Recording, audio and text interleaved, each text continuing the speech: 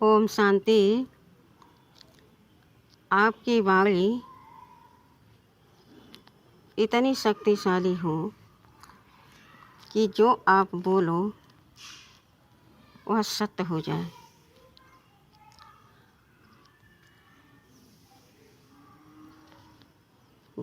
जहाँ बोलो वहाँ सोच समझ कर बोलो। परमात्मा की याद में उस शब्द को बोलो। पहले तौलो फिर बोलो।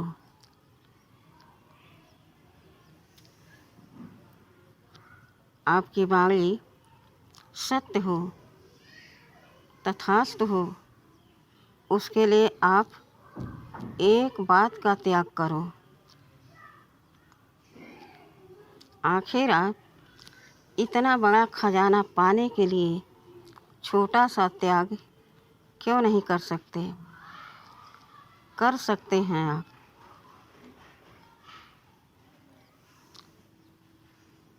आज किसी भी बात पर, छोटी छोटी बातों पर लोग झूठ बोलने में संकोच नहीं करते हैं। किसका त्याग करना है आपको? झूठ का। समस्या चाहे जितनी छोटी हो, मगर हम अभ्यासी बन गए हैं झूठ बोलने का। झूठ बोल देंगे बच जाएंगे, लेकिन आप यहाँ बच जाओगे। गुप्त रूप में भगवान के गुप्तचर आपके हर गुप्त कर्मों को देख रहा है। इसलिए इस गफलत में न रहें कि हमें कोई देखने वाला उस समय नहीं था। एक बात का आप त्याग करेंगे कि आज से हम झूठ नहीं बोलेंगे। एक बार आप आजमा लीजिए। कितनी भी बड़ी समस्या आपके सामने हो, लेकिन आप यह दृढ़ संकल्प करो कि आज तो हम झूठ नहीं बोलेंगे, चाहे कुछ भी हो जाए। बोलेंगे तो सत्य बोलेंगे, और सत्य भी तब सत्य निखर करके आपके सामने आएगा जब आप धीरे बोलेंगे, मधुर बोलेंगे और सत्य बोलेंगे। तो सर्वशक्तिमान की शक्ति स्वतः आपकी मदद करेगी। जो लोग किसी की छोटी सी बात सुन करके दूसरे से कहते हैं, तीसरे से कहते हैं, और फिर चार इकट्ठा हो जाते हैं। चारों मिल करके एक गलत कर्म करने वाला व्यक्ति जो कर्म करके और चला गया, एक बार किया उसने, लेकिन हम क्या करते? सारे दिन उसी बात को बढ़ा चढ़ा के सुनाते रहते, सुनते रहते हैं। उन्हें इस जीवन के समय का महत्व नहीं मालूम है। सत्य तो यह है कि उनको सत्य की पहचान ही नहीं है। उनके अंदर है वही सामग्री, लेकिन उस पर वह विचार नहीं करते। करेंगे कैसे? सारे दिन तो इधर उधर चुगली में बीतता है, तो पाप बढ़ता रहता है। उसने अपना कर्म किया, अपने रास्ते निकल गया, लेकिन हम सारे दिन गलत कर्मों का चिंतन चलाते रहते हैं। यानी उसके सारे पापों का बोझा अपने सिर पर हम रख कर चलते हैं। जो मिलेगा उसको बताएंगे। तो उनसे मेरी गुजारिश है कि पर चिंतन छोड़ करके स्वचिंतन प्रभु चिंतन का मंथन चिंतन करें। जैसे आप चार की बुराई चार के साथ करते हैं, ऐसे आप चार को इकट्ठा करके भगवान का गुणगान कीजिए, उनको स्मरण कीजिए और उनकी याद में अपने कर्म कीजिए। तो आपका जो स्वभाव है, संस्कार है, इधर उधर की बातें सुनने सुनाने की, वह छूट जाएगी और सत्य बोलने की ताकत आप में आ जाएगी। जो बोलेंगे आप वही होगा, जो सोचेंगे वही करेंगे। तो आज से पक्का करें कि कुछ भी हो जाए हम झूठ नहीं बोलेंगे। यहाँ तो हम झूठ बोल के बच जाएंगे, लेकिन भगवान के जो गुप्तचर हैं वह हर समय हमारे गुप्त कर्मों को देख करके अपनी डायरी में लिख रहे हैं। इस बात को स्पष्ट समझ लें। कर्मों का हिसाब किताब चुकतू हमको ही करना होगा, चाहे भोग से चाहे योग से।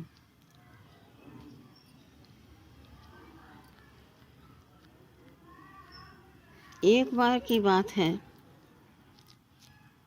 कि अयोध्या नगरी में बहुत पहले कोई राजा थे, रघुवंशी।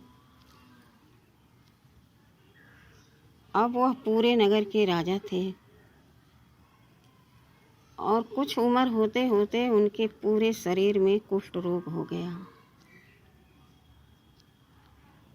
अब वह सारे तन को ढक करके, यहाँ तक कि अपने चेहरे को ढक करके, केवल आँख खोल करके वह राज्य में निकलते थे। यह देख करके नगरवासी आपस में चर्चा करते और कहते कि देखो, इतने बड़े राजा हैं, इतना बड़ा रोग इनको पकड़ लिया है, जो इनके पास कोई बैठने की हिम्मत नहीं रखता है। सब दूर रहना चाहते हैं। इतना कुरूप वह कुष्ठ रूप है। एक दिन उन्होंने अपने गुरु वशिष्ठ जी से कहा कि गुरुवर, अब मैं तंग आ गया हूँ। नगरवासी मुझे देखते हैं हीन नज़रों से, आपस में सब चर्चा करते हैं। अब मुझे सहा नहीं जाता। क्या इस रोग का कोई निदान नहीं है? आप तो ज्ञानी हैं, औषधि लगाते हम काम नहीं करता, आप कुछ कृपा कीजिए। तो कुल गुरु वशिष्ठ जी ने कहा कि एक उपाय है। बोले, वह उपाय बताइए शीघ्र। तब गुरु जी ने कहा कि तुम्हारे भाई जो युद्ध में मारे गए हैं, उनकी पत्नी अति सुंदर है, घर में अकेली रहती हैं। आप 8 बजे चले जाइए और 10 बजे वहाँ से चले आइए। 2 घंटे आप उनको सत्संग सुनाइए। ऐसा आप तब तक कीजिए जब तक आपका यह कुष्ठ रोग ठीक न हो जाए। उन्होंने स्वीकार कर लिया, जाना शुरू कर दिया। अब नगरवासी देखने लगे, रोज रोज जाते जाते पूरे गांव में चर्चा फैलने लगी कि देखो यह कैसा राजा है, कैसा कर्म किया कि राजा तो बन गया, लेकिन इसके साथ में कोई बैठ कर के पानी पीने खाने की हिम्मत नहीं करता, साथ में बैठ कर के कोई दो बात नहीं करता। ऐसा राजा है।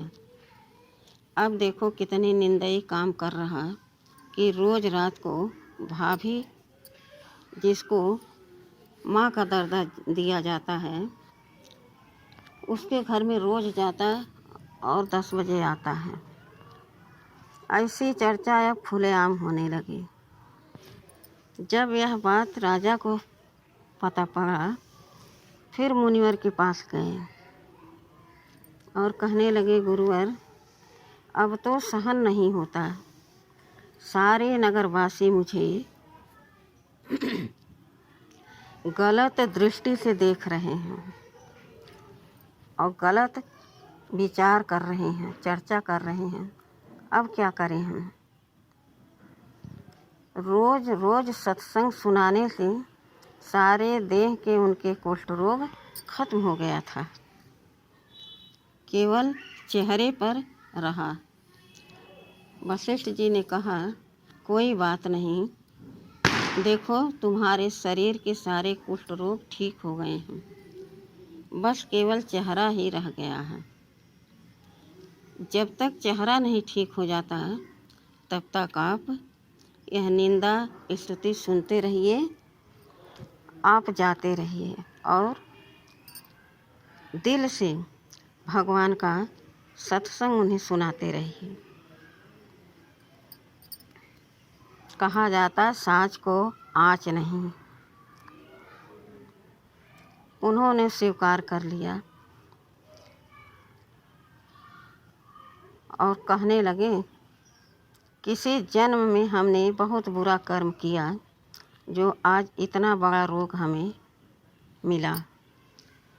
रोग के साथ साथ हमारे चरित्र पर भी दाग लग रहा है। तो देखिए, कर्मों का फल पीछा नहीं छोड़ता। ऐसे भी हम खेत में बीज बो दें तो हमें आस लगी रहती है कब हमारी फसल तैयार होगी और कब हम इसको अपने पास रखेंगे। इसी प्रकार से जो हम कर्म करते बोलते हैं, सोचते हैं, उसका एक बीज होता है, वह फल तैयार होता है। और जब फल हमें स्वीकार करना पड़ता है, अच्छा है तब तो ठीक है, अगर वह अच्छा नहीं है तो हम इतना दुखी हो जाते हैं कि हमारे सामने दूसरा कोई अब सुखी, संतुष्ट, शांत होने का उपाय ही नज़र नहीं आता। लेकिन भगवान कहते हैं, बच्चे, गलती तो सबसे होती है, लेकिन सुधारने का मौका एक बार मिलता है, बार बार नहीं। तो कल्प के बाद फिर आया संगम युग। इस पर परमात्मा हमें कह रहे हैं कि बच्चे, अपनी वाणी में इतना दम भरो सत्यता का कि जो बोलो वह सत्य हो जाए, झूठ का त्याग कर दो। कितने लोग हिंसा करते हैं, मांस मदिरा खाते हैं, और अगर मना किसी ने किया तो कहते हैं हम नहीं खाएंगे, कोई और खाएगा कोई ज़रूर, तो हम ही क्यों न खा लें। उसके खाने से हमारे तन मन पर क्या असर पड़ता है, यह ज्ञानी आत्माओं को स्पष्ट नज़र आता होगा, समझ में आता होगा कि हमारा मन अपवित्र हो जाता है, मैला हो जाता है, हमारी वाणी दूषित हो जाती है, हम दूसरों में कमी देखने लगते हैं। अपनी कमियां नज़र नहीं आती, परमात्मा हमें नज़र नहीं आता। क्या चीज़ है परमात्मा, इस बारे में हम कभी सोचते ही नहीं। मैं क्या हूँ, इस बारे में कभी चिंतन ही नहीं करते। तो बताइए हमारी वाणी में शक्ति कहाँ से आएगी। इसीलिए हम झूठ का सहारा लेते हैं, क्योंकि कर्म हम सदैव गलत करते हैं और सोचते हैं झूठ बोल करके हम बच जाएंगे। लेकिन ध्यान रहे, यहाँ बच जाएंगे, लेकिन भगवान की नज़रों में आप मुजरिम हैं। अगर आप यहाँ सत्य मार्ग पर चले तो आपका कोई बाल बांका नहीं कर सकता। लेकिन अगर आप छोटी छोटी बातों में, छोटे छोटे कर्मों में एक हैबिट बना लिए झूठ बोलने का और बच जाते तो बहुत खुशी होती। परिणाम इसका बहुत बुरा होगा। क्या होगा? जेल होगा, बीमारियां होंगी, तरह तरह के बीमारी तन में आएंगी और इतने दर्द मिलेंगे इसी तन के द्वारा कि आप सहन करने में असहाय महसूस करेंगे। अब मेरे पास शक्ति सहन करने की नहीं है। इसलिए झूठ बोल करके धन कमाना, इकट्ठा करना कि मैंने तो बहुत धन कमा लिया, मैं बहुत धनवान हूँ। ऐसा समय आएगा कि आप इकट्ठा 10 लाख रखे रहेंगे, एक बीमारी में ही सब चला जाएगा। लेकिन रोग आपका ठीक नहीं होगा, क्योंकि रोग तो कर्मों का फल है और फल निकलना संभव है। जब हम बीज बोएंगे तो फल अवश्य निकलेगा, तो स्वीकार तो हमें ही करना पड़ेगा। इसलिए किसी भी जीव को मारकर उन्हें भक्षण करना कहाँ की बुद्धिमानी है। भूल जाइए आप कि हम धनवान हैं, बलवान हैं। आप बलवान नहीं, एकदम कायर हैं। अगर आप बलशाली हो तो परमात्मा के समान बन कर के दिखाओ। किस वेद शास्त्र में लिखा है कि किसी जीव जंतु का हत्या करके हम उसे भोजन के रूप में स्वीकार करें? यह बात तब समझ में आती है जब अपने ऊपर विपत्ति आती है, तब हमें ध्यान आता है कि हमने यह काम बहुत बड़ा गलती कर दिया था। उसका परिणाम है ये। पता नहीं किस जन्मों का हिसाब किताब है, कैसा मैंने पाप किया जो ऐसा दंड मिल रहा है। तो मानव जन्म भगवान की याद में रहने के लिए, भगवान से प्यार करने के लिए और भगवान के श्रीमत पर चलकर उनकी याद में रहकर इस तन से कर्म करने के लिए मिला है, न कि किसी जीव जंतु की हत्या करके हम उसका भोजन पान करें। सुखदाता के बच्चे हैं हम किसी जीव जंतु को दुख कैसे दे सकते हैं? यह अपने आप से पूछना चाहिए।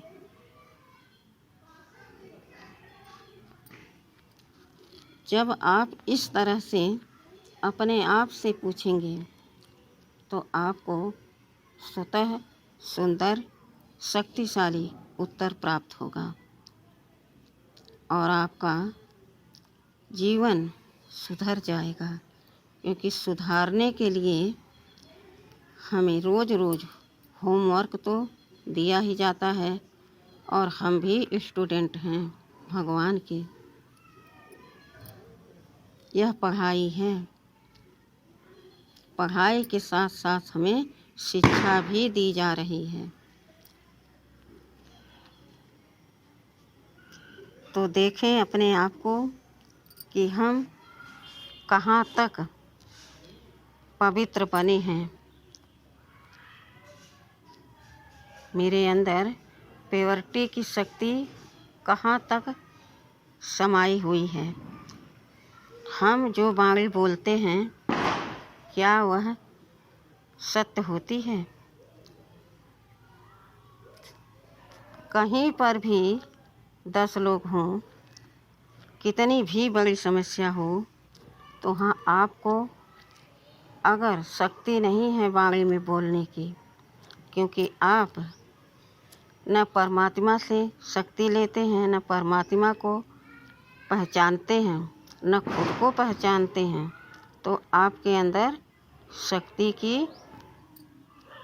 रत्ती भर नहीं जगह है, सब विकारों से भरा हुआ है। इसलिए उस सभा में आपको मौन रहना चाहिए।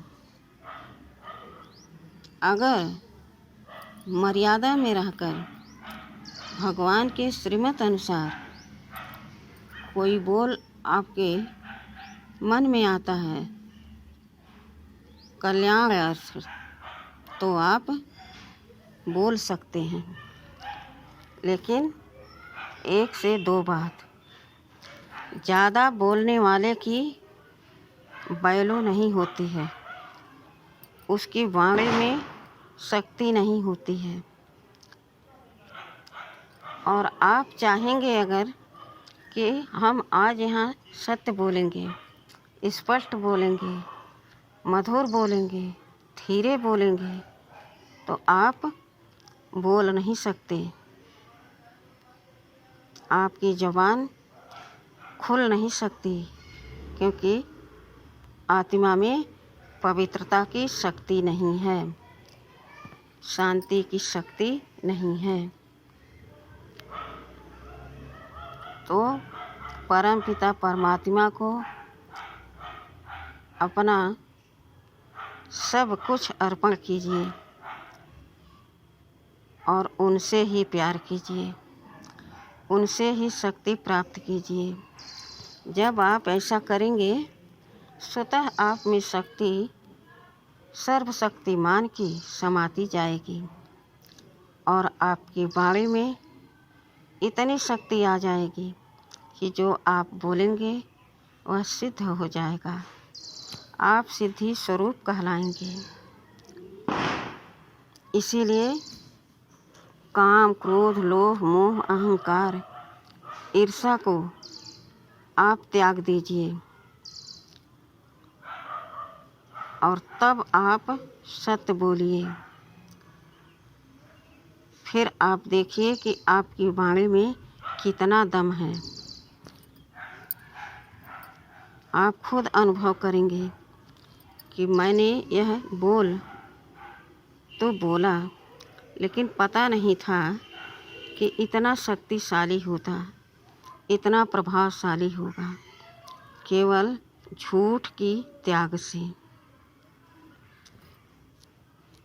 और आज से यह संकल्प करें कि झूठ नहीं बोलेंगे, चाहे कैसी भी परिस्थिति आए। परमात्मा की याद में सत्य बोलेंगे तो सर्वशक्तिमान हमारी सारी समस्या दूर कर देंगे। अच्छा, ओम शांति।